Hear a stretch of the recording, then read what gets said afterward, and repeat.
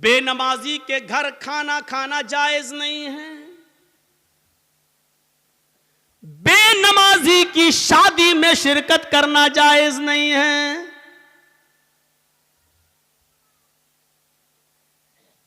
अगर किसी लड़की की शादी किसी बेनमाजी से हो जाए तो उस लड़की का बेनमाजी पति के साथ रहना जायज नहीं है।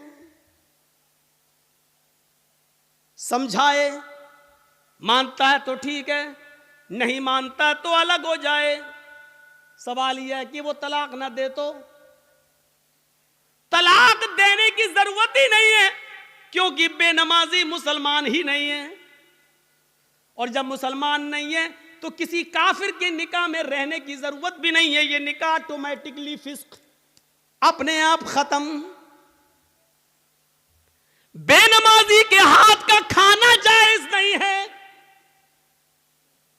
बेनमाजी के हाथ का पानी जायज नहीं है।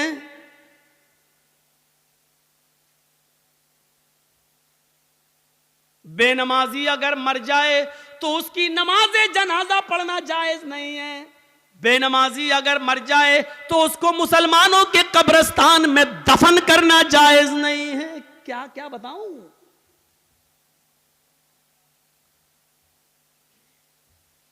लेकिन सब चल रहा है। कितना बड़ा दिल गुर्दा है आज, जिसकी हैसियत ये हो और शादी के मौके पर हम ये ना देखें। पूछते हैं लड़की पढ़ी लिखी है? हाँ। कितनी? कुरान पढ़ी है।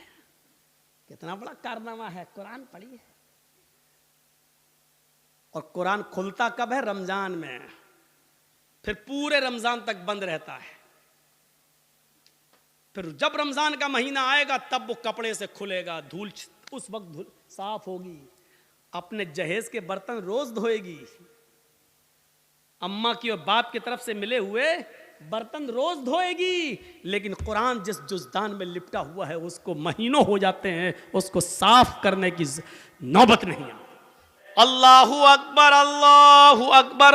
अल्लाह सबसे बड़ा है, अल्लाह सबसे बड़ा है, अल्लाह हर चीज से बड़ा है, अल्लाह हर चीज से बड़ा है। इस जुमले को सुनकर भी अपने घरों में रहने वालों, अपनी दुकानों में बैठने वालों, अपने खेतों में खेती करने वालों, अनाज काटने वालों, फलों में व्यस्त रहने वालों, आम के पेड़ों में मसरूफ रहने वालों, लीची के बाग देखने वालों, बीड़ी सिगरेट बनाने वालों, सुन लो, सुन लो, सुन लो, दोबारा सुन लो। अल्लाह सबसे बड़ा है, अल्लाह सबसे बड़ा है। अब जिन लोगों ने इस जुमले को सबसे बड़ा, अल्लाह को सबसे बड़ा माना, उन्होंने अपनी दुकान बंद कर दी, अपना मकान बंद कर दिया, अपनी दुकान बंद कर दी, अपना ऑफिस बंद कर दिया, या चले आए किसी को बिठा के कि मैं जा रहा हूँ नमाज पढ़ने, आप बैठो, अब मैं अभी जाता हूँ। अब जो लोग चले, इसका मतलब यह है कि वो अल्लाह को सबसे बड़ा मान लिए। पहली चीज याद रखना, इन्होंने अल्लाह को बड़ा मान लिया। अजान सुनने के बावजूद जिन लोगों ने अपनी दुकानों में बैठना गवारा कर लिया, खेतों में रहना गवारा कर लिया, सुन लो, उन्होंने अल्लाह को बड़ा नहीं माना। उन्होंने अपने आप को, अपने कारोबार को और अपने बिजनेस को अल्लाह से बड़ा माना है। अब जो लोग मस्जिद में आ गए, तो अब उनको कहा जा रहा है, जो लोग घरों में हैं उनको नहीं कहा जा रहा है। अब जो लोग अजान के ये पहला जुमला सुनकर घरों में वुजू बनाकर निकल रहे हैं, उनसे अब कहा जा रहा है अशहदु अल्ला इलाहा इल्लल्लाह।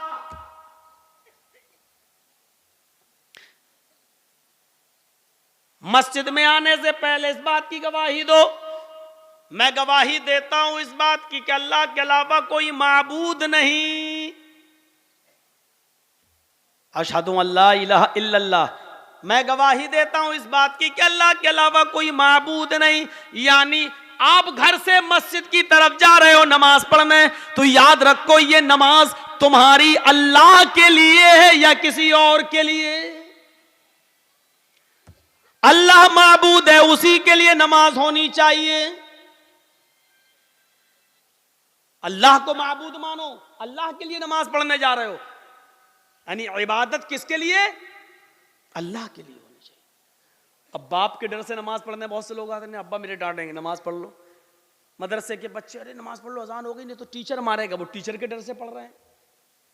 और बहुत से लोग जुमे में सिर्फ इसलिए नमाज पढ़ने आ रहे हैं कि पूरे हफ्ते तो आए नहीं, जुमा भी नहीं पढ़ेंगे तो मोहल्ले वाले समाज के लोग कहेंगे देखो जुमे तक की नमाज नहीं पढ़ रहा है। तो जो लोग इसलिए नमाज पढ़ने आ रहे हैं वो समझ लें कि उनकी इबादत अल्लाह के लिए है ही नहीं। अगर नमाज पढ़ने आना है, मस्जिद में आना है, इबादत के लिए आना है, नमाज के लिए, तो अशहदु अल्ला इलाहा इल्लल्लाह, इस बात की गवाही दो, मैं गवाही देता हूं अल्लाह के अलावा कोई माबूद नहीं है। अगर अल्लाह के लिए इबादत करने जा रहे हो तब तो ठीक है, और अगर ये इबादत अल्लाह के लिए करने नहीं जा रहे हो तो अपने घरों में रहो।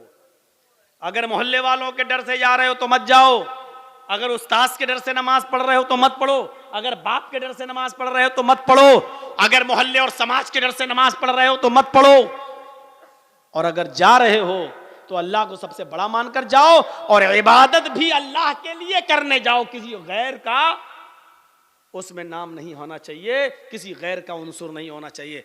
अब अगर तुम अल्लाह के लिए इबादत भी करने जा रहे हो और तुमने दिल में ठान लिया कि इबादत हम अल्लाह ही की करेंगे, किसी और की नहीं, तो अब उन लोगों से कहा जा रहा है अशहदु अन्ना मुहम्मदर रसूलुल्लाह, कहो मैं गवाही देता हूं इस बात की कि मोहम्मद सल्लल्लाहु अलैहि वसल्लम अल्लाह के रसूल हैं। यानी नमाज नबी के तरीके पर पढ़ना पड़ेगी, अपने मनमानी तरीके पर नमाज नहीं पढ़नी पड़ी नहीं। अगर मनमाने तरीके पर नमाज पढ़ना है तो मत आओ, अब अल्लाह की इबादत करने जा रहे हो तो रसूल के तरीके पर नमाज पढ़ना पड़ेगी। जोहर में कितनी नमाज? जितनी नबी ने बताई। असर में कितनी? जितनी नबी ने बताई। मगरिब में कितनी? जितनी नबी ने बताई। तरावी कितनी पढ़ें? 20 या 8, न तेरी 8 न मेरी 20, जितनी जनाबी मोहम्मद रसूलुल्लाह सल्लल्लाहु अलैहि वसल्लम ने बताई। मेरे भाइयों, ये नमाज पढ़ने जा तो रहे हो, लेकिन ये अकीदा दिल में रखो कि हम रसूलुल्लाह के तरीके पर नमाज पढ़ेंगे। नमाज से पहले वुजू, वुजू से पहले पाकी, आप खुद पाक हो पहले, और फिर छोटी नापाकी क्या है? वुजू। वुजू बनाकर छोटी नापाकी को दूर कर दो, उसके बाद जाइए आप नमाज पढ़ने के लिए। और ये इबादत कैसे करेंगे?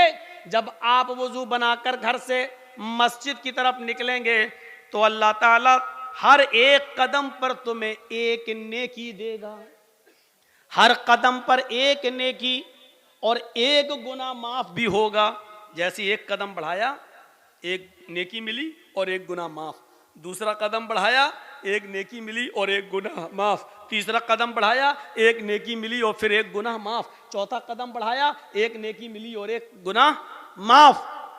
हजरत ज़ैद इब्ने साबित रजी अल्लाह ताला अन्हु जब मस्जिद से जब घर से मस्जिद की तरफ नमाज पढ़ने जाते थे, उनका घर मस्जिद के करीब था, लेकिन फिर भी वो छोटे छोटे कदम रखते थे। लोगों ने पूछा इतने नजदीक मस्जिद है और तुम जल्दी नहीं आते हो, छोटे छोटे कदम रखते हो? तो उन्होंने यही हदीस पढ़ के सुनाई थी कि अल्लाह के नबी ने फरमाया तुम में से जब कोई शख्स मस्जिद में नमाज के लिए जाता है तो उसके हर एक कदम पर एक नेकी मिलती है और एक गुनाह माफ हो जाता है। मैं इसलिए छोटे छोटे कदम रखता हूं ताकि मेरे कदम की गिनती ज्यादा हो जाए, मुझे नेकियां ज्यादा मिल जाएं और मेरे गुनाह ज्यादा से ज्यादा मिट जाएं। तो मेरे प्यारे साथियों, ये आपको तभी मिलेगा जब आप घर से वुजू बनाएंगे, और वुजू बनाने के बाद जब घर से निकलेंगे तो हालत वुजू का सवाब, और वुजू में नमाज के लिए जो कदम उठेंगे ये बावुजू होकर जब उठेंगे तो उस पर और ज्यादा सवाब।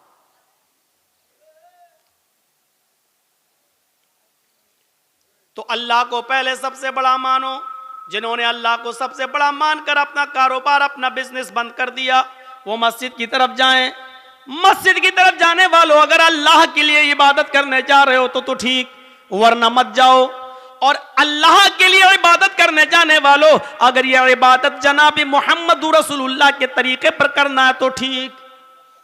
अब ये 3 चीजें बताने के बाद अब कहा जा रहा है, सुनो, ये 3 चीजें, अल्लाह को सबसे बड़ा मान लिया और इबादत अल्लाह के लिए करने जा रहे हैं, और यह इबादत नबी के तरीके पर करने का इरादा है, नबी के तरीके पर, नबी ने जैसे बताया है। शाबाश बेटा, ले लो, हम बैठ गए। लो, ये लड़का आगे चल के क्या बनेगा बताइए तो। अरे कुछ नहीं, उसके घर वालों ने भेजा फोटो लेके आओ। इतना हम, आप जिस स्कूल में पढ़ रहे हैं ना उसका मैं हेडमास्टर रह चुका हूँ। ये बच्चा क्या जाने बेचारा फोटो लेके, उसको किसने भेजा हम लोग सब समझ रहे हैं। चलो तो हो गया बेटा, वीडियो बना रहे हो क्या? ओ, ये सब बन रही है, ये सब बन रही है। अरे आजकल के बच्चे, अभी शादी कर दो तो 2 बच्चों का बाप बन जाएगा वो। ये आजकल की औलाद है भैया, आजकल की औलाद। तो मेरे भाइयों सुनो, 3 चीजें बताई गई। उसके बाद पहले अल्लाह को सबसे बड़ा मानो, दूसरा जब अल्लाह को बड़ा मान लिया तो इबादत अल्लाह के लिए करो, और इबादत जब अल्लाह के लिए करने का पूरा अज़्म हो गया तो ये इबादत रसूलुल्लाह के तरीके पर करो, नबी के तरीके पर, रसूल के तरीके पर। कुछ नहीं चलेगा तेरा मेरा। नबी ने 1 रकात में 1 रुकू किया, 1 ही करना है। नबी ने 1 रकात में 2 सजदे किए, 2 ही करना है। नबी ने जोहर में 4 पढ़ी, अगर तू 6 पढ़ेगा तो गुनाहगार होगा।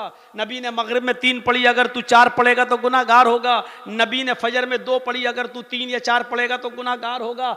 नमाज उतनी ही पढ़ना है जितनी जनाबी मोहम्मद रसूलुल्लाह ने बताई है। तो मेरे भाइयों, अगर ये तरीका नबी का मानते हो तो अब ये 3 चीजें जब तुमने मान ली तब कहा जा रहा है हय्या अलस सलाह, अब आओ नमाज के लिए। देखा नमाज के लिए कब बुलाया जा रहा है? पहले ये 3 बातें जब बता दी गई और आपके दिमाग में डाल दी गई। ईमानदारी के साथ बताइए, अजान का ये फलसफा और ये मकसद आज से पहले आपने किससे सुना था? हमें तो ये मालूम था कि नमाज अजान हो रही, चलो नमाज पढ़ना है, नमाज के लिए अजान हो रही। नहीं, नमाज के वक्त को बताने के लिए घड़ी काफी है।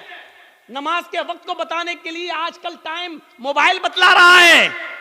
नमाज का वक्त बताने के लिए अजान नहीं है। अजान अल्लाह को सबसे बड़ा बताने के लिए और इबादत अल्लाह की बताने के लिए और तरीका जनाबे मोहम्मद रसूलुल्लाह का बताने के लिए ये अजान दी जा रही है। जब ये 3 चीजें आपने एक्सेप्ट कर ली, कबूल कर ली, तब कहा जा रहा है हय्या अलस सलाह, आओ नमाज के लिए। अब ये नमाज तुम्हें भलाई पर पहुंचाएगी, ये नमाज तुम्हारे लिए भलाई का रास्ता खोलेगी। इसलिए क्या कहा जा रहा है? हय्या अलल फलाह, आओ ऐसी नमाज पढ़कर भलाई पर, भलाई के लिए आओ, भलाई के, हय्या अलल फलाह, आओ कामयाबी की तरफ, आओ भलाई की तरफ। यानी जब अल्लाह की इबादत करोगे और रसूल के तरीके पर करोगे तो ये नमाज तुम्हारे लिए भलाई का रास्ता है, ये नजात का जरिया है, ये नजात का जरिया। और अगर अल्लाह के लिए नहीं है और रसूल के तरीके पर नहीं है तो ये नमाज भी नहीं है और भलाई भी नहीं, भलाई भी नहीं। इसके बाद फिर लास्ट में फिर कहा जा रहा है, आए लोगों एक बार फिर सुन लो, अब तक अगर अपने घरों में बैठे हुए हो तो एक बार फिर सुन लो, अल्लाहु अकबर, अल्लाहु अकबर, अल्लाह सबसे बड़ा है, सबसे बड़ा है, ला इलाहा इल्लल्लाह, उसके अलावा कोई इबादत के लायक नहीं। आखिर में ये जुमला कहकर फिर दिमाग में भर दिया कि फिर सोच लो, अब भी घर में रहना है, अब भी दुकान पे बैठना है, अब भी बिजनेस करना है, अब भी सर्विस करना है, अब भी ऑफिस में रहना है। लास्ट में फिर सुन लो कि अल्लाह सबसे बड़ा है। अगर ऑफिस का मालिक निकाल देगा निकाल दे, क्योंकि रोजी वो नहीं देता, रोजी देने वाला अल्लाह है। अच्छा ठीक है, ऑफिस में बैठे हो, उससे रोजी रोटी चल रही है, प्राइवेट जॉब है, अचानक आग लग गई, आपके दोनों हाथ जल गए, अब क्या करोगे बताइए आप? अब क्या करोगे? अचानक बिल्डिंग टूट गई, गिर गई, दीवार गिर गई, यहां फिसल गए, हमारे दोनों पैर टूट गए, अब क्या करोगे? आप तो ऑफिस को सबसे बड़ा समझे थे ना, इसलिए तो नमाज पढ़ने नहीं आए थे, अब क्या करोगे? सेहत का कबला मर्जिक, अपनी तंदुरुस्ती को, अपनी जवानी को, अपनी बीमारी से पहले गनीमत जान ले और अल्लाह की इबादत कर ले। तसव्वुर करो, अजान का मकसद यह है, इसलिए होती है ये अजान, इसलिए दी जाती है ये अजान ताकि अल्लाह का सबसे बड़ा होने का तसव्वुर हमारे दिमाग में रहे और अल्लाह की इबादत करने का तसव्वुर हमारे दिमाग में रहे और इबादत जनाब मोहम्मद रसूलुल्लाह सल्लल्लाहु अलैहि वसल्लम के तरीके पर करने का तसव्वुर हमारे दिमाग में रहे। दुनिया में बहुत से नबी आए, सुनिए, और हर नबी पर नमाज फर्ज थी, हर नबी पर नमाज फर्ज थी। हजरत इब्राहिम अलैहिस्सलातु वस्सलाम ये कहा करते थे, इन्ना सलाती व नुसुकी व महयाया व ममाती लिल्लाहि रब्बिल आलमीन। मेरी नमाज, मेरी कुर्बानी, मेरी जिंदगी और मेरी मौत अल्लाह के लिए है। कुरान कह रहा है ना, इन्ना सलाती व नुसुकी व महयाया व ममाती लिल्लाहि रब्बिल आलमीन। मेरी नमाज, मेरी कुर्बानी, मेरी जिंदगी, मेरी मौत किसके लिए? अल्लाह के लिए।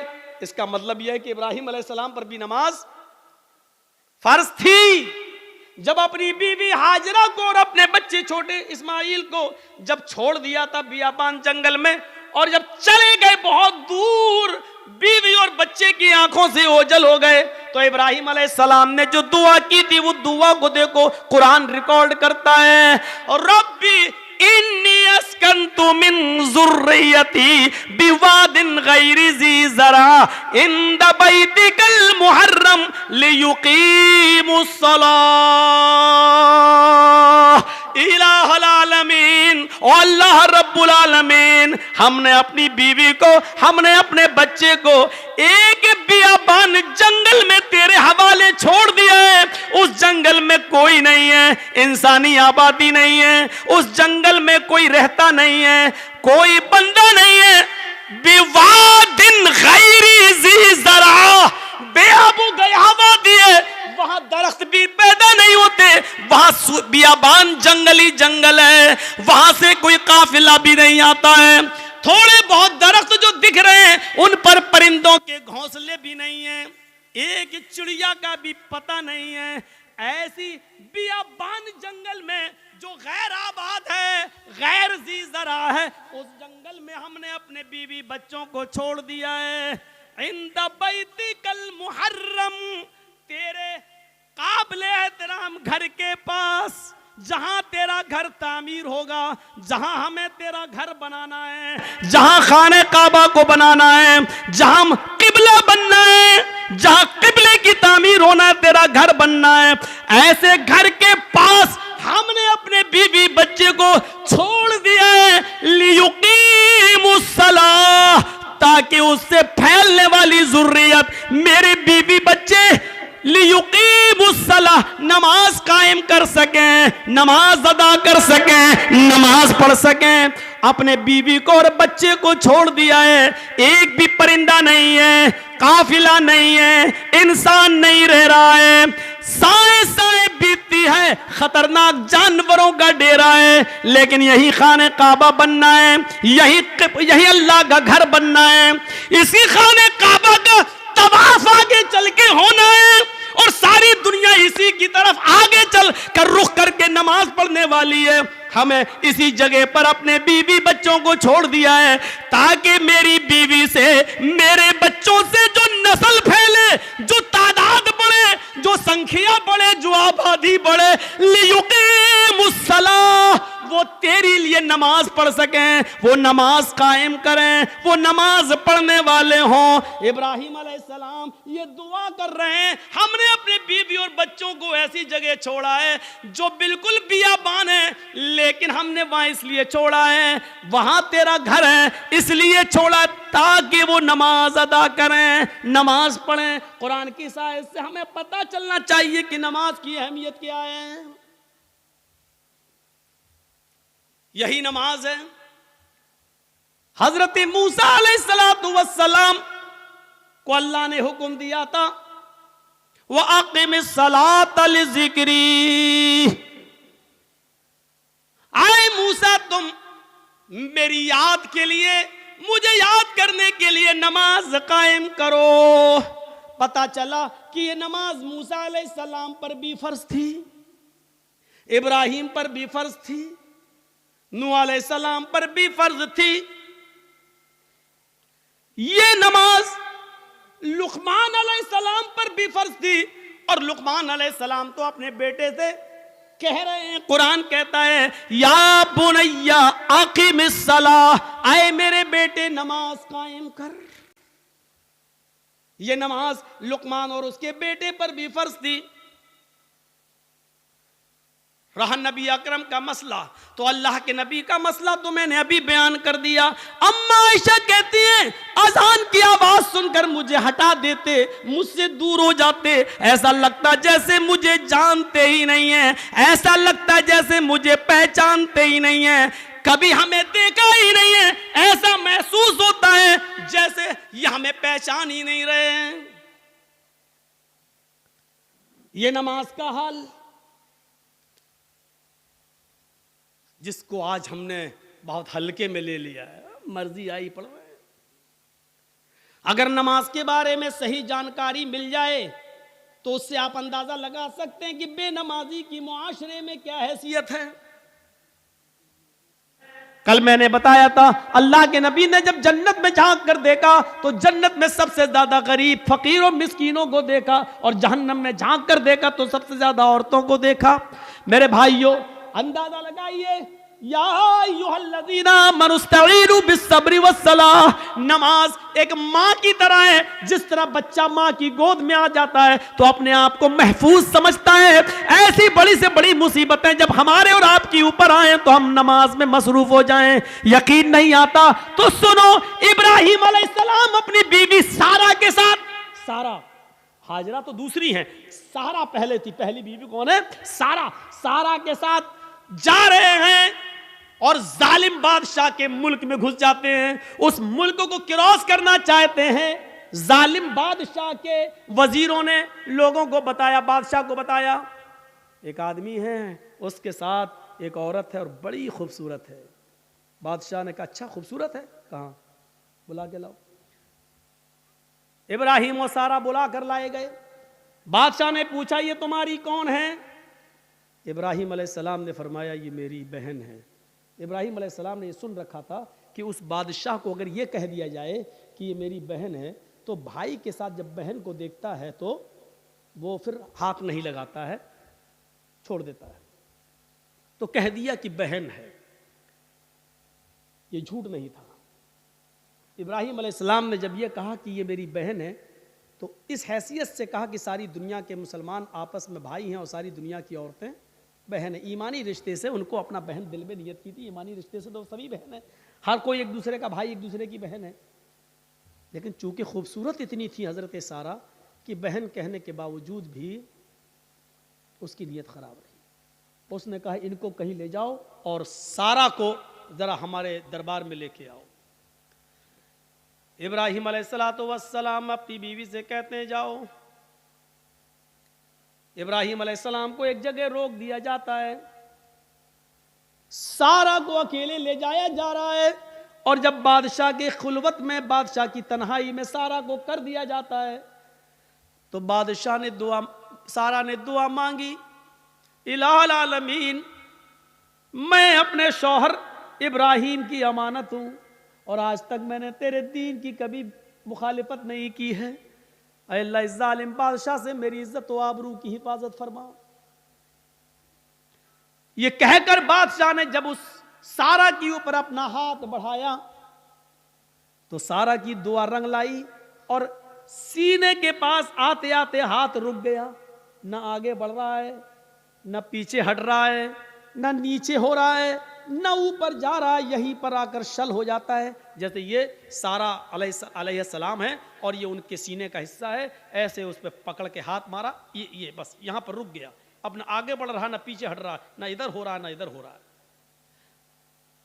चीख कर कहता है सारा तेरे पास कोई खुदाई ताकत है जो मेरे हाथ को मजबूती के साथ पकड़े हुए है? अल्लाह से दुआ कर, मैं वादा करता हूं कि मैं तुझे हाथ नहीं लगाऊंगा। हजरत सारा ने दुआ की और बादशाह का हाथ सही हो गया। फिर नीयत खराब हो गई उसकी, पता नहीं, हो सकता है ऑटोमेटिक हो गया हो। उसने दोबारा हाथ बढ़ाया तो दोबारा फिर हाथ वहीं पर रुक गए हजरत सारा के थोड़ा पास। शल हो गया, ना आगे ना पीछे, ना दाएं ना बाएं। कहा, ऐ सारा एक बार और दुआ कर दे, इसके बाद हम तुझे कभी हाथ नहीं लगाएंगे, मैं छोड़ दूंगा। उसने फिर दुआ कर दी, अल्लाह इसको ठीक कर दे, सही हो गया। लेकिन कहते ना इतनी खूबसूरत थी कि उसका दिल मुतमईन नहीं था। तीसरी मर्तबा उसने फिर बदअहदी की और फिर हाथ बढ़ाया, फिर हाथ शल पड़ गया, आगे नहीं बढ़ा। कहता है कि मैं कसम खाता हूं अपने रब की, जिसको वो रब मानता था, मैं अपने माबूद की, अपने खुदा की कसम खा के कहता हूं अब हाथ नहीं लगाऊंगा, मुझे आखिरी बार माफ कर दे और दुआ कर। सारा ने फिर दुआ की, उसने छोड़ दिया।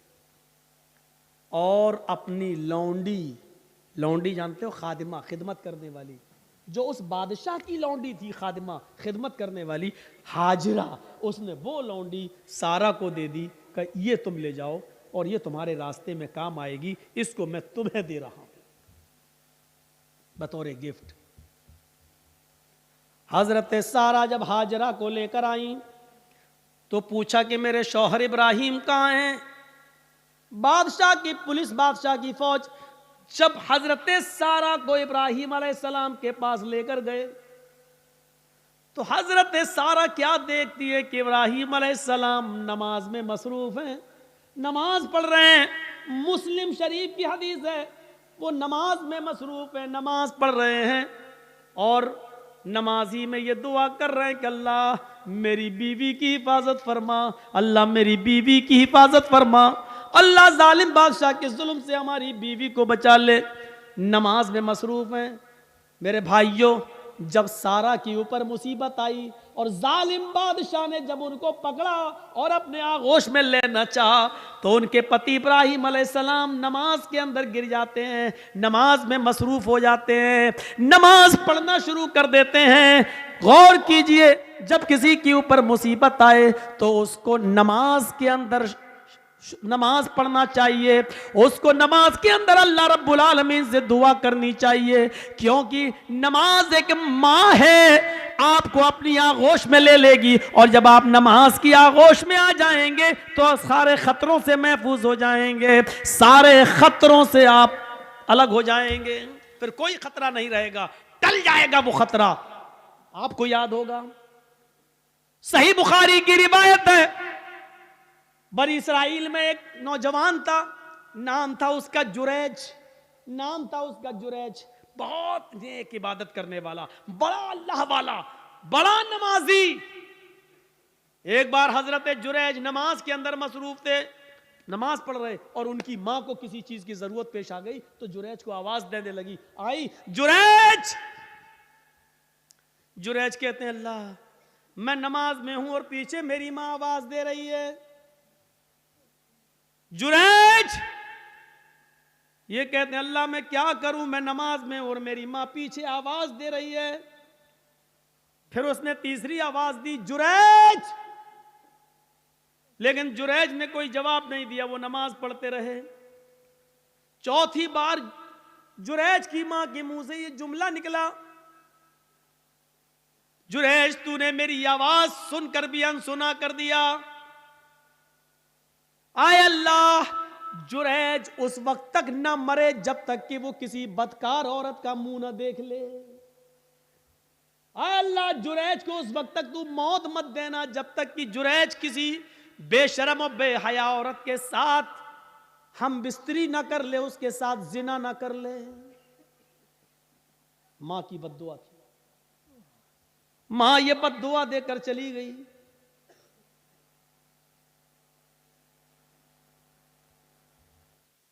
फिर क्या होता है,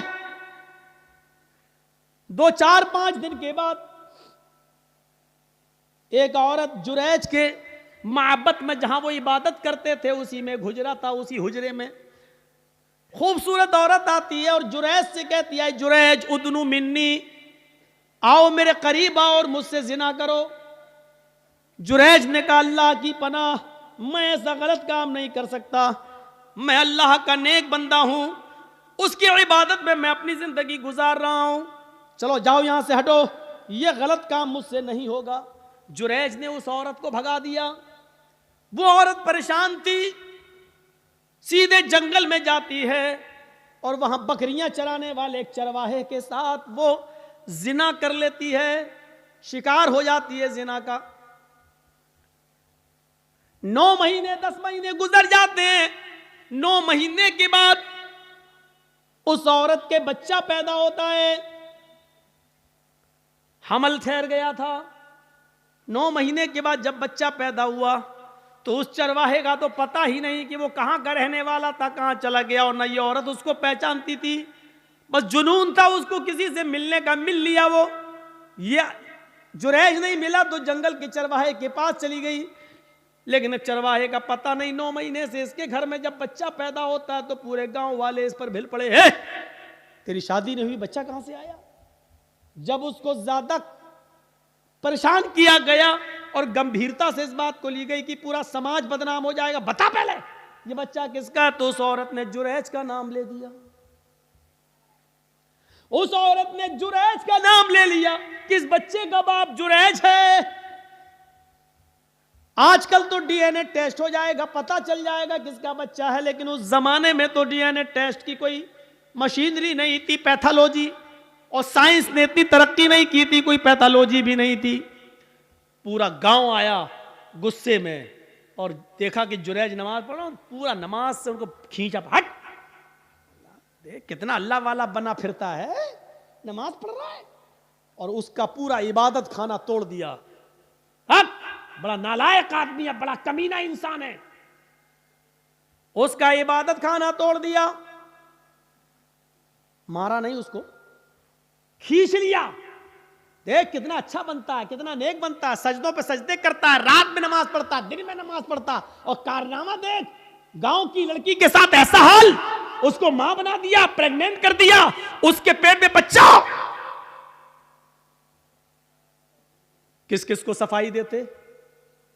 जब औरत ये कह रही है कि इस बच्चे का बाप जुरैज है, तो अब जुरैज किस किस को सफाई देते। नहीं मानता कोई उनकी बात। जुरैज समझ गए कि वो बच्चा किसी और का है, लेकिन उस औरत ने मेरा नाम लगा दिया। तो बजाय लोगों को सफाई देने के जुरैज ने एक जगह चटाई बिछाई। इबादत खाना तो तोड़ दिया, जुरैज ने एक जगह चटाई बिछाई और उसी पर वो नमाज पढ़ने में मसरूफ हो गए। और नमाज के अंदर ये दुआ करने लगे, आय अल्लाह, इसकी सच्चाई अगर सामने न आई तो दुनिया में फिर कभी कोई तेरे नेक बंदों पर भरोसा नहीं करेगा, कभी भी फिर नेक लोगों पर एतबार न किया जाएगा, हर नेक आदमी फिर बदनाम हो जाएगा। आय अल्लाह, मैं नमाज के अंदर तुझसे दुआ मांगता हूं कि इसकी सच्चाई जाहिर कर दे। नमाज पढ़ रहे हैं, उधर अल्लाह ताला ने उस बच्चे को कुव्वते गोयाई दी, जो बच्चा उस औरत ने पैदा किया था, जो चरवाहे की पैदावार था। वो बच्चा जोर जोर से कहने लगा, आए गांव वालों, आए गांव वालों, आए समाज वालों, मेरी मां झूठ बोल रही है, मैं जुरैज का बेटा नहीं हूं, मेरा बाप फला जंगल का फला चरवाहा है, जो फला फला बस्ती में रहता है, मेरी मां ने उसके साथ जिना किया था, मैं उस बाप की, उस चरवाहे की औलाद हूं, मैं जुरैज का बेटा नहीं हूं, जुरैज ने मेरी मां के साथ कुछ नहीं किया। जब वो बच्चा जोर जोर से बोलने लगा, इस बच्चे के जोर से बोलने की वजह से लोगों को यकीन आ गया कि इस औरत ने झूठा जुरैज का नाम लिया है। वो माफी तलाफी करते हुए आए और कहने लगे, जुरैज हमें माफ कर दो, हम सोने का तुम्हारा माबद, इबादत खाना सोने का बना देंगे, हमें, हमारे पास इतना सोना है, हम सोने का तुम्हारा इबादत खाना बना देंगे। जुरैज ने कहा, नहीं नहीं, जिस तरह मिट्टी का पहले बना हुआ था उसी तरीके का बना दो, सोने की इबादत खाने का हम क्या करेंगे, हमें तो नमाज ही तो पढ़ना है, और करना ही क्या है। मेरे भाइयों, हजरत जुरैज के ऊपर जब मुसीबत आती है, और इतनी बड़ी मुसीबत कि नेक आदमी के ऊपर जिना का इल्जाम लग रहा है, तो हजरत जुरैज सफाई पेश नहीं करते हैं, बल्कि नमाज की आगोश में चले जाते हैं, नमाज के दामन में चले जाते हैं, नमाज पढ़ना शुरू कर देते हैं और उसी नमाज के अंदर दुआ मांग रहे हैं। अल्लाह ने कहा या अय्युहल्लज़ीना आमनुस्तईनु बिस्सब्रि वस्सलाह, जब तुम्हारे ऊपर मुसीबत आए तो सब्र और नमाज के जरिए अल्लाह से मदद मांगो। जुरैज ने सब्र किया गांव वालों के इबादत खाना तोड़ने पर और नमाज के जरिए अल्लाह से मदद मांगी है। मेरे भाइयों, नमाज बड़ी से बड़ी मुसीबतों को दूर कर देती है। नमाज, जब आपके ऊपर बहुत बड़ी कोई मुसीबत आए तो फौरन वुजू बनाओ और नमाज की आगोश में चले जाओ। 313 सहाबा, 1000 का लश्कर काफिरों का जंगे बदर में अल्लाह के नबी ने जब ये कंडीशन देखी तो आप समझ गए कि ये हथियारों से लैस हमारे पास कुछ नहीं, आज क्या होगा। तो आप नमाज पढ़ने लगे और सजदे में ये दुआ करने लगे, अल्लाहुम्मा ला तुहलिक हाज़िल असाबा इन तहलिक हाज़िल असाबत लन तुअबद बअदल यौमि क़त्तु। आय अल्लाह, आज अगर ये मुट्ठी भर जमात हलाक हो गई, आज ये 313 साहबा अगर मिट गए, हलाक हो गए, तो इस रूए जमीन के ऊपर फिर कभी तेरी इबादत ना हो सकेगी, इस रूए जमीन के ऊपर फिर कभी कोई तेरा नाम लेने वाला ना होगा। आय अल्लाह, इन 313 साहबा की हिफाजत फरमा। ये 1000 काफिरों का लश्कर है। देखिए, नबी पर मुसीबत आई, 1000 का लश्कर है जो सहाबा को मारना चाहता है। जब ये मुसीबत आई तो नबी ने नमाज पढ़ना शुरू कर दी और नमाज ही की हालत में आप ये दुआ कर रहे हैं, आय अल्लाह, अगर आज ये 313 मिट गए, बर्बाद हो गए, लन तुअबद बअदल यौम, तो आज के बाद कभी तेरी इबादत ना हो सकेगी, कभी तेरा नाम नहीं लिया जाएगा। और आप देख लीजिए मेरे भाइयों, जितने लोगों को अल्लाह के नबी के जमाने में सहाबा किराम को फांसी पर लटकाया गया या उनसे कहा गया कि तुम्हारी गर्दन काटी जाएगी, उड़ाई, बताओ आखिरी तमन्ना क्या है। तो उन लोगों ने आखिरी तमन्ना जब बताई तो ये नहीं कहा मुझे मेरी माँ से मिलवा दो, ये नहीं कहा मुझे मेरे बाप से मिलवा दो, ये नहीं कहा मुझे मेरे बीवी से या बेटे से मिलवा दो। जब उनसे पूछा जाता तुम्हारी आखिरी तमन्ना क्या है, तो वो कहते हैं मुझे 2 रकात नमाज पढ़ने की मोहलत दे दो, मुझे 2 रकात नमाज पढ़ने का मौका दे दो बस। और वो हल्की नमाज पढ़ते 2 रकात, ताकि दुश्मन ये ना समझे कि मैं लंबी नमाज इसलिए पढ़ रहा हूं ताकि मौत से बच जाऊं या मौत के डर से मैं लंबा कर रहा हूं। वो छोटी छोटी हल्की हल्की नमाज पढ़ लिया करते थे। नमाज मुसीबतों को और परेशानियों को दूर करती है मेरे भाइयों। जब नबी अकरम सल्लल्लाहु अलैहि वसल्लम ने लोगों पर 5 वक्त की नमाज फर्ज की तो सवाल यह पैदा हुआ कि नमाज के लिए लोगों को बुलाया कैसे जाए, पता कैसे चले कि नमाज का वक्त हो गया। उस जमाने में घड़ियां तो थी नहीं, मोबाइल तो थे नहीं। सूरज से अंदाजा लगाया जाता था कि जोहर की नमाज का वक्त कौन सा है, फजर और असर का कौन सा है। सूरज के गुरूब होते ही अंदाजा लगाया जाता था मगरिब का वक्त हो गया। आसमान पर जब लाल रंग की लालामी खत्म हो जाए तो समझा जाता था कि ईशा की नमाज का वक्त हो गया।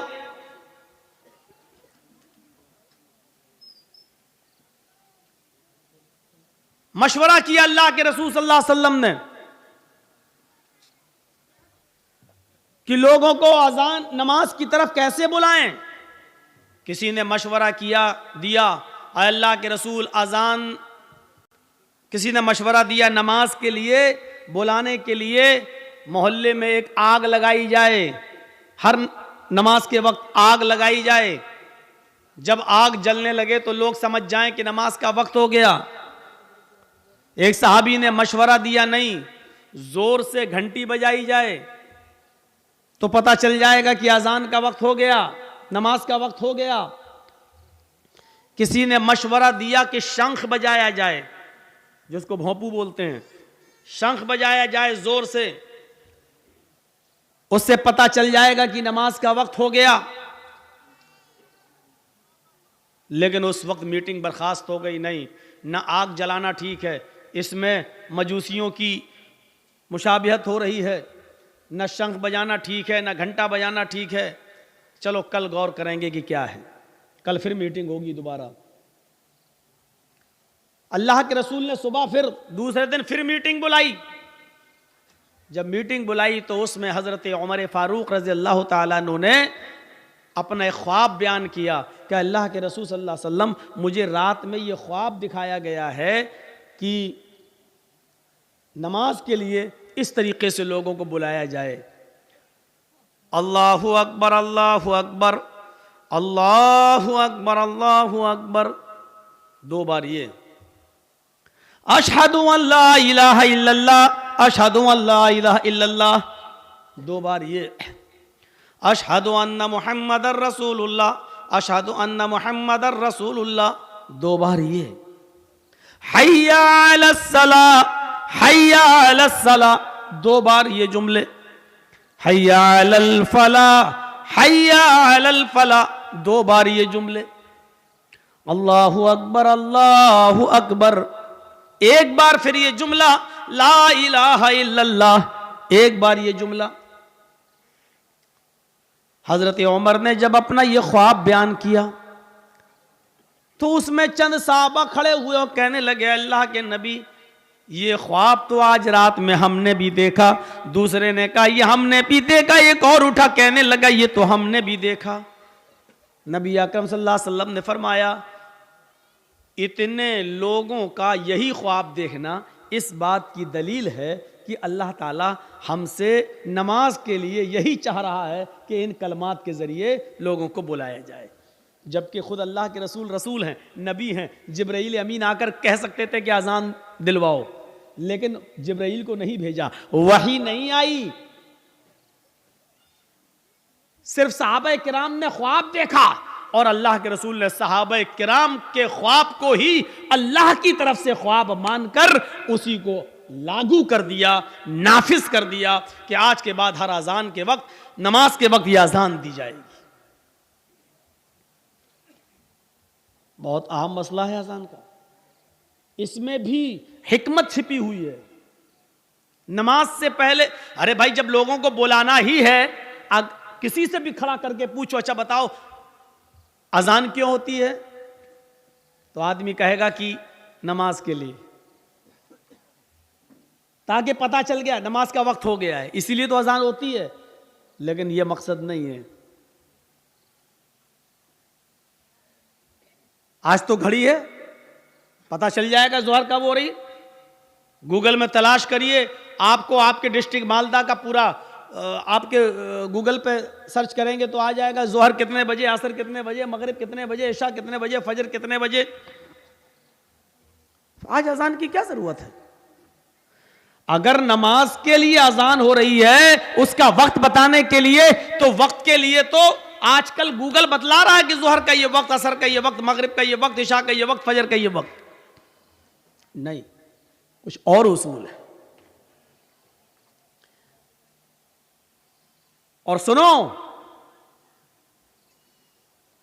अगर नमाज के लिए अजान दी जाती है तो आपको मालूम होना चाहिए, अजान के लिए, नमाज के लिए अजान अगर दी जाती तो हय्या अलस्सलाह का लफ्ज पहले आना चाहिए था। हय्या अलस्सलाह का माना क्या है? आओ नमाज के लिए। लेकिन हय्या अलस्सलाह पहले नहीं कहा जा रहा है। पहले क्या कहा जा रहा है?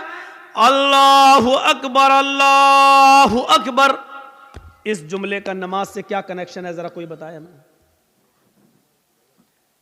भाई। नमाज में तो वैसे ही आदमी कहता है अल्लाहु अकबर, कहता है कि नहीं कहता है? मैं थोड़ी सी स्पीड स्लो कर रहा हूं ताकि आपको ज़हन में बिठा सकूं ये बात। अभी तेज स्पीड में बोलूंगा तो आधी बातें दिमाग में आएंगी और आधी निकल जाएंगी आपके। सुनिए क्या कह रहे हैं हम? अल्लाहु अकबर अल्लाहु अकबर। थोड़ा दिमाग लगाओ, इस अल्लाहु अकबर का नमाज से क्या कनेक्शन है? नमाज में तो आदमी वैसे ही कह रहा है अल्लाहु अकबर, फिर अजान में अल्लाहु अकबर कहने का क्या मतलब है?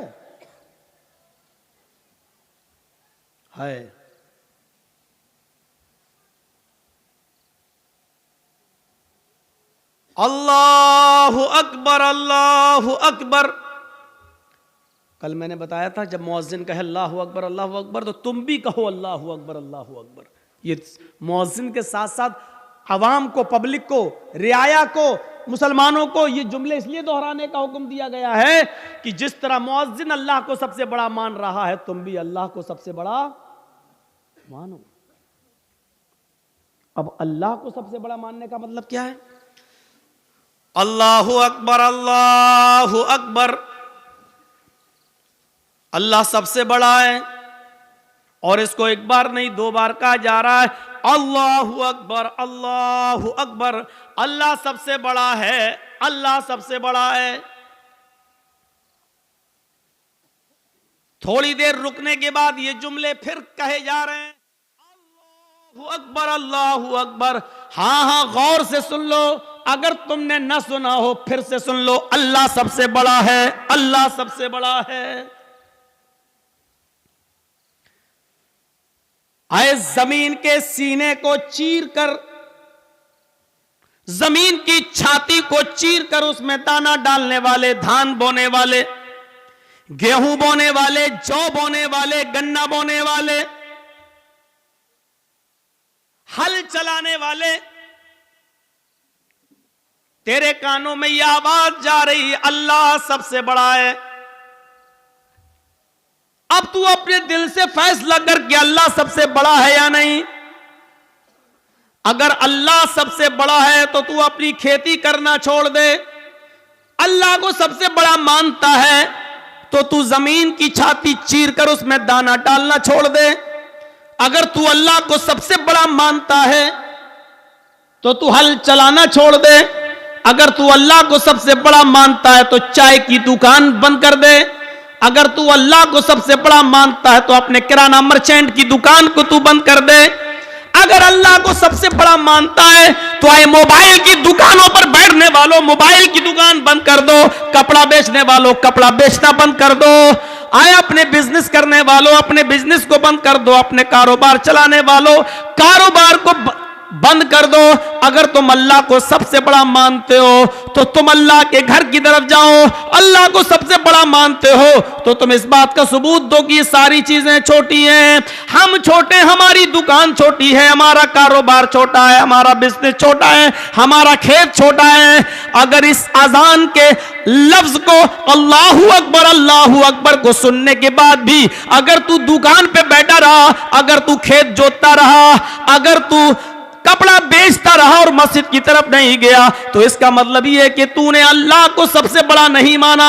तूने अपनी दुकान को अल्लाह से बड़ा माना, तूने अपने खेत को अल्लाह से बड़ा माना, तूने अपने कारोबार को अल्लाह से बड़ा माना, तूने हल चलाने को अल्लाह से बड़ा माना, तूने किराना की दुकान को सबसे बड़ा माना, तूने अपने घर को सबसे बड़ा जाना, तूने अपने बीवी और बच्चों को अल्लाह से बड़ा जाना। अगर अल्लाह को सबसे बड़ा मानता है, इसलिए अकबर कहा, अकबर।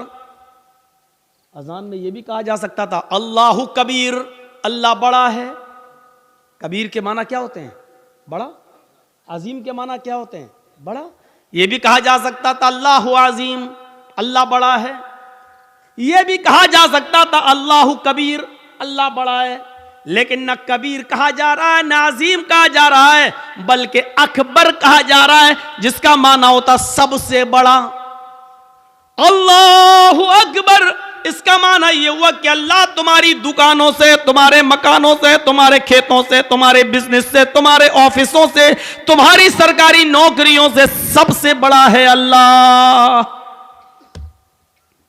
मौलाना साहब जिस आदमी के यहाँ काम करते हैं वो हमें छुट्टी नहीं देता है मस्जिद में नमाज पढ़ने के लिए। हम घर पे आने के बाद फिर हम सुबह से लेकर शाम तक की नमाजें इकट्ठी पढ़ लेते हैं। सुन लो,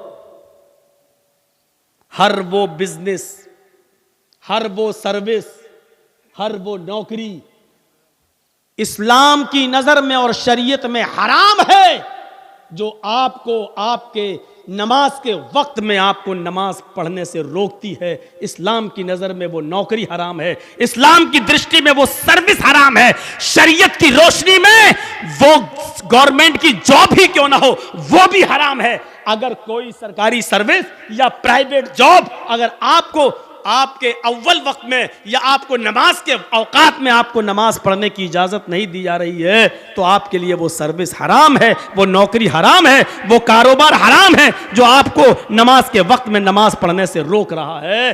वो कमाई भी हराम है और वो बिजनेस भी हराम है। अब मत पूछना मौलाना साहब फला जगह नौकरी करना जायज है कि ना जायज, इस जुमले में सब आ गया है।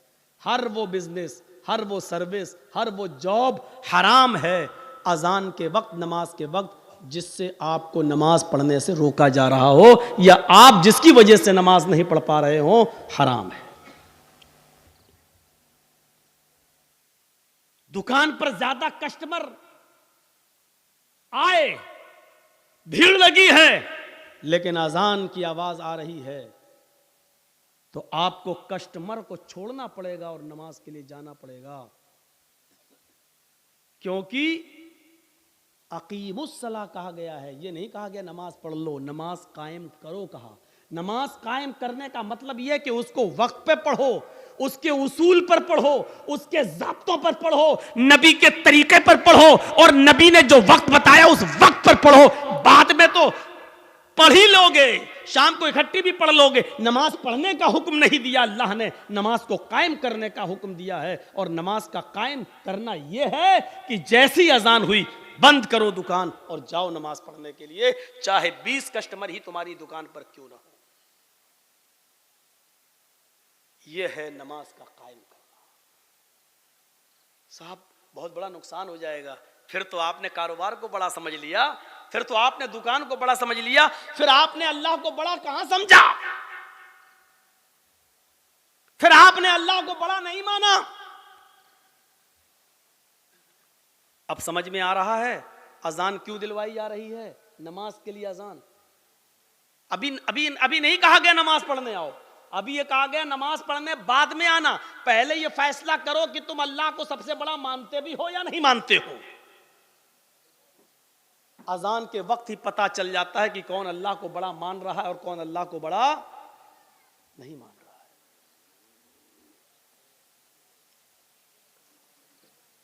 अजान के वक्त ही पता चल जाता है।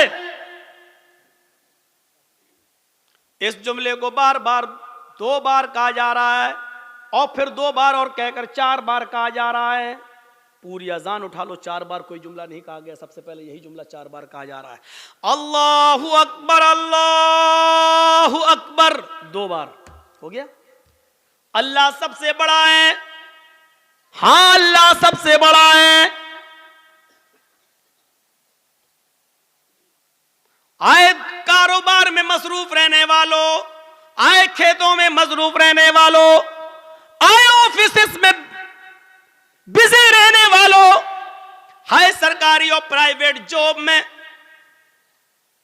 मशगूल रहने वालों, हाय दुकानों में मसरूफ रहने वालों, अपने अपने घरों में बिजी रहने वालों, दोबारा फिर सुन लो, अल्लाहु अकबर, अल्लाहु अकबर। अल्लाह सबसे बड़ा है, अल्लाह सबसे बड़ा है, तुम्हारे कारोबार से बड़ा। अल्लाहु अकबर असल में इसमें तफजील का जो इस्तेमाल होता है वो मिन के जरिए भी होता है। इसके बाद ये लफ्ज साइलेंट है जो दिल में रखा जाता है लेकिन बोला नहीं जाता है। अजान पूरी क्या है, अल्लाहु अकबर का पूरा जुमला क्या है, अल्लाहु अकबरु मिन कुल्लि शैइन, ये है। समझ में आ रहा है ना? बहुत स्लो बोल रहा हूं, अभी स्पीड बढ़ेगी मेरी, अभी इतना जहन में रखिए। अजान का सही जुमला क्या है, अल्लाहु अकबरु मिन कुल्लि शै। लेकिन मिन कुल्लि शै नहीं बोला जाता है, लेकिन वो दिल में रहता है। मिन कुल्लि शै का मतलब क्या हुआ, हर चीज से। अब तर्जुमा क्या होगा, अल्लाहु अकबरु मिन कुल्लि शै, अल्लाह हर चीज से बड़ा है। लेकिन मिन कुल्ल शैइन बोला नहीं जाएगा। जैसे इंग्लिश में नाइफ किसको कहते हैं, चाकू को। नाइफ के माना चाकू, लेकिन के लिखा जाता है, बोला नहीं जाता, वो साइलेंट रहता है। नी मानी घुटना, इंग्लिश में नी मानी घुटना, लेकिन के लिखा होता है लेकिन बोला नहीं जाता, पढ़ा नहीं जाता। ऐसी अरबी जबान में आजान का पहला जुमला है अल्लाहु अकबर मिन कुल्ल शै, मिन कुल्ल शै। न लिखा जाएगा न बोला जाएगा, लेकिन दिल में माना जाएगा कि अल्लाह सबसे बड़ा है। तरकुस्सला, नमाज का छोड़ना। नमाज जब तक पढ़ रहा है मोमिन है, और नमाज को छोड़ दिया तो एक बंदे और कुफ्र और शिर्क के दरमियान फिर कोई फर्क नहीं रह जाता है। मोमिनो काफिर के दरमियान अगर कोई चीज फर्क करने वाली है तो वो है नमाज।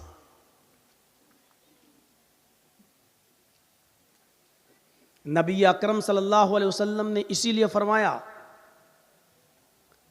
कि लोगों, मेरा दिल चाहता है, मेरा दिल करता है कि मैं हजरत बिलाल से कहूं कि वो आजान दें। सुनिए, बड़ी जबरदस्त हदीस सुनाने जा रहा हूं। नबी अकरम ने फरमाया कि मेरा दिल करता है कि मैं बिलाल से कहूं कि वो आजान दें, और आजान के बाद मैं किसी सहाबी को नमाज पढ़ाने के लिए बोल दूं कि तुम नमाज पढ़ा दो, और मैं गांव में, कबीले में, मोहल्ले में घुसकर चेक करूं, अजान हो जाने के बाद मैं चेक करूं, मैं देखूं कि कौन मस्जिद में नमाज पढ़ने आया है और कौन मस्जिद में नमाज पढ़ने नहीं आया है, घर में बैठा हुआ है। जो लोग घरों में बैठे हुए हैं और मस्जिद में अजान की आवाज सुनकर नहीं आए, मेरा दिल करता है कि उनके घरों में आग लगा दूं, उनको उनके घरों के साथ जला दूं। लेकिन मुझे डर लगता है जब मैं इनके घरों में आग लगाऊं तो उस घर में आग लगने के बाद इनके छोटे छोटे दूध पीते बच्चे भी कहीं जल कर मर कर कहीं राख ना हो जाएं। इनके घरों में भेड़ें, बकरियां, जो पालतू जानवर पले पले हुए हैं, कहीं ये जानवर भी जलकर कहीं राख ना हो जाएं। इन छोटे छोटे दूध पीते मासूम बच्चों और भेड़ और बकरियों की वजह से अल्लाह के नबी कहते हैं कि मैं इनके घरों में आग नहीं लगाता। इससे अंदाजा लगा सकते हैं कि नमाज छोड़ने वाला कितना बड़ा मुजरिम है।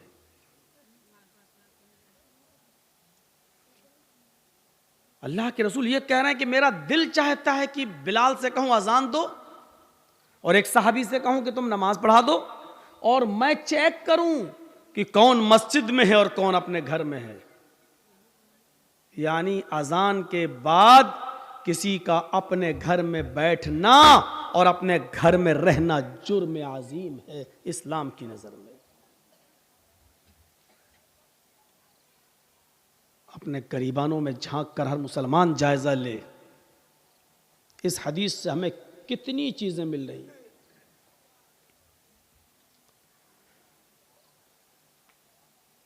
हजरत आयशा फरमाती हैं, अल्लाह के नबी सल्लल्लाहु अलैहि वसल्लम मुझसे गुफ्तगू करते, बीवी है नबी की, वाइफ है नबी की, अल्लाह के रसूल बिस्तर पर बैठे हुए हमसे बातें कर रहे होते, हस्बैंड वाइफ है, दिल लगी की बातें हो रही होती, हम लोग प्यार भरी बातें कर रहे होते, एक दूसरे से हंसी मजाक कर रहे होते, हम नबी को खुशी पहुंचाते, नबी अकरम मुझे खुशी देते, हम लोग अभी हंसी मजाक कर रहे होते, हम लोग आपस में प्यार भरी बातें कर रहे होते कि इसी बीच मस्जिद से अजान की आवाज आती, अल्लाहु अकबर अल्लाहु अकबर। नबी अकरम के कानों में जैसे ही अजान की आवाज जाती, अल्लाह के नबी सल्लल्लाहु अलैहि वसल्लम मुझसे मुंह फेर लेते, मुझे धक्का देते, मुझे अपने पास से हटा देते, दोनों हाथ से मुझे दूर कर देते, फौरन चारपाई से बिस्तर से उठ जाते, वुजू बनाते, फिर अल्लाह के नबी अजान की आवाज सुनकर मुझे देखते भी नहीं, मेरी तरफ नजर भी नहीं उठाते, और मुझे ऐसा लगता जैसे अल्लाह के रसूल मुझे जानते ही नहीं कि मैं कौन हूं। बीवी का हक अदा कर रहे हैं, प्यार भरी बातें हो रही हैं, आपस में बैठे भी हैं, बीवी को वक्त दे रहे हैं, प्यार भरी बातें हो रही हैं, लेकिन जैसे ही अजान की आवाज आती, हजरत आयशा फरमाती हमसे ऐसा मुंह फेर लेते, ऐसा लगता है जैसे मुझे जानते ही नहीं है कि मैं कौन हूं। इतनी बेरुखी, इतनी बेरुखी कि मुझे जानते ही नहीं। ये अल्फाज, ये लफ्ज हजरत आयशा के अल्फाज हैं, ऐसा लगता जैसे मुझे पहचानते ही नहीं कि मैं कौन हूं। यानी अजान के वक्त नमाज का इतना ख्याल, बीवी का ख्याल है, लेकिन जब अल्लाह की इबादत का वक्त आया तो फिर बीवी को छोड़कर इबादत की तरफ चले गए, फिर पहचान ही नहीं रहे कि बीवी ये कौन है, और बीवी कह रही है मुझे पहचान, ऐसा लगता कि मुझे जानते ही नहीं कि मैं कौन हूं।